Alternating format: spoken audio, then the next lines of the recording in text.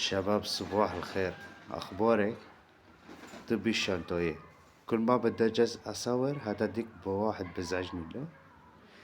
طيب، موضوع الإعلام يا شباب. صار عندي صفحة على الفيس، عملت إيميل. الإيميل حتى تأكيده ما بعرف أعمله. أه ما بعرف أعمل تحقق بالخطوتين. رحت فتحت صفحة فيسبوك، شفت المنشورات اللي جايبة لايكات بشكل عجيب. طبعا هذا السيو اسمه السيو الشرير، نحن بنسميه بالسيو البحث اسمه السيو الشرير. يعني بيكون في منشور وعليه تعليقات كتير متضادة، او جايب اجتذاب عاطفي بيخلي الاشخاص يعلقوا، تمام، او يحطوا تفاعل بأضحكني، اشركني، ابطخني، ضب الشنطاية. المهم انه يكون في تفاعل. للأسف الفيسبوك يعمل على هذا السيو، تمام. حتى المنشورات الكويسة بتلاقي الفيسبوك نزلها.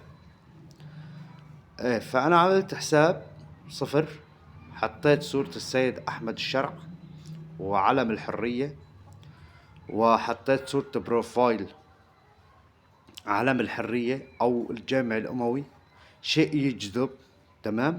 وبلشت أنشر، أفوت أشوف أين منشورات طلعت بوجهي جايبة لايكات عالية، أشيل أنسخ ألصق، صورة أنسخ ألصق. فأجاني واحد من الفلول أو القصدية بهذا التوقيت الحساس اللي نحن فيه اليوم، اللي عم نبني فيه الدولة من جديد. أنا إيش عملت؟ بدي متابعين، لك متابع بالإيد أحسن من 10 على الشجرة يا معلم.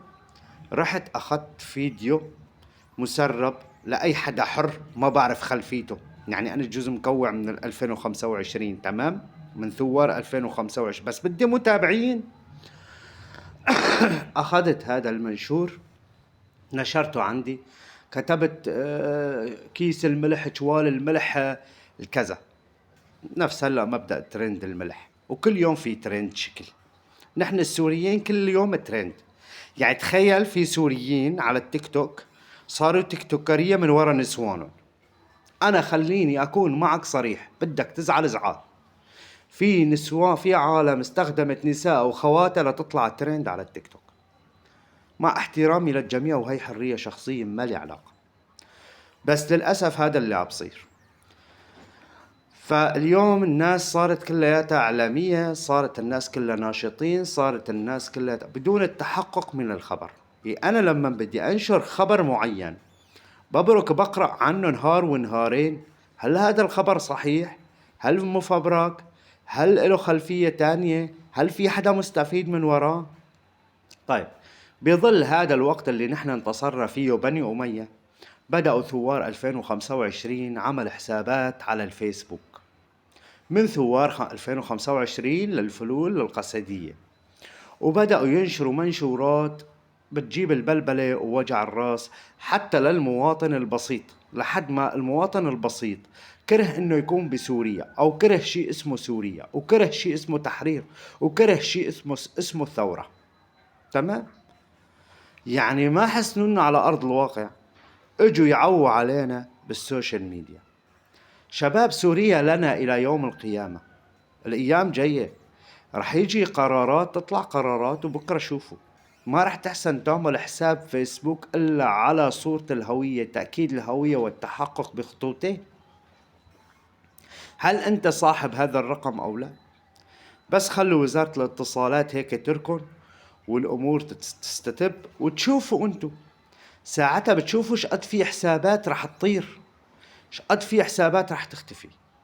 طيب، شغلة تانية، واحد بارك هون بسوريا بيقول له لقرايبه بأوروبا اعمل لي حساب، بقوم بيعمل حساب بصير بنشر عليه.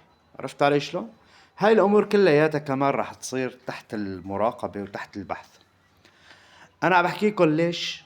لأنه امبارحة أنا حكيت مو كل من ركب الحمار صار جمال. مو كل من ركب الحمار صار جمال يا شباب. كل كلمة أنت بتكتبها بالعنوان مدروسة، كل كلمة بتحكيها بالفيديو لازم تكون مدروسة. مو اروح اصور شخص عم يصالح بين تين وعم بقول له حط على الجرح ملح وخلص ضبوها. وبلا مشاكل، اروح انا اقول هذا الشخص، وهو ذكر بالفيديو، حتى بالفيديو المسرب قال الجالية السورية في رومانيا، يعني قال جاليتنا، ما قال سوريا والعدالة الانتقالية وكذا. حتى بالفيديو المسرب ما بيحق لك تنتقده للزلمة، لأنه الزلمة كان عم يحكي عن الجالية السورية في رومانيا. هلا بتطلع عالم بتحكي، بتقول لي محمد كاظم هنداوي نشر. محمد كاظم هنداوي محامي وليس إعلامي، وليس إعلامي. محمد كاظم هنداوي بتجي كان يحكي قصص إنه عن جرائم السوريين، سود وجه الشعب السوري، يعني صار ينشر فضايح السوريين اللي بألمانيا. محمد كاظم هنداوي ليس إعلامي. الإعلام هو شيء أرقى وأغنى من موضوع أنشر ترندات وأنشر قصص وفضايح الناس. وشفته مرة بجست عند سمير متيني وعم يحكوا إنه قسد كويسة ولازم سوريا كلها تصير مثل قسد، هيك كان عم يحكي محمد كاظم هنداوي، ما حدا شافه.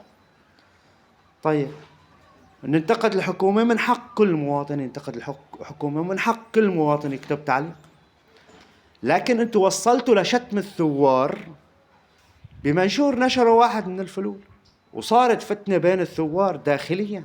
عيب هذا الحكي. شكرا لكم.